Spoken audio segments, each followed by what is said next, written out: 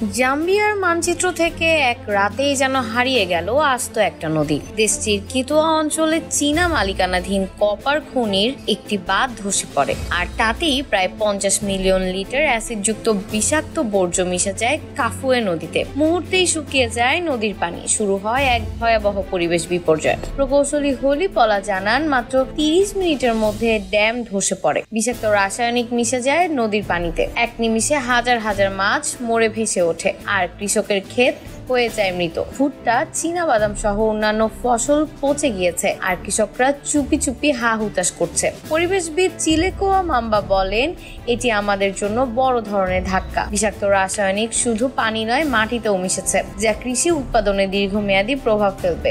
স্থানীয় বাসিন্দাদের জীবিকা এখন চরমভাবে বিপর্যস্ত। মাছ ব্যবসায়ী জুলিয়েট বুলা জানান, আমি নিজ চোখে দেখেছি আমার পুকুরে চুনের মতো বর্জ্য ভেসে আসছে, সব মাছ মরে গেছে। এখন আমার কি হবে? কোথায় পাবো আমার বিনিয়োগের এত অর্থ? প্রতিকূল পরিস্থিতির ওপর সরকার ক্ষতিগ্রস্ত বাঁধ মেরামত করলেও সবার জন্য সতর্কতা, কাফুয়ে নদীর মাছ খাওয়া এখন সম্পূর্ণ নিষিদ্ধ।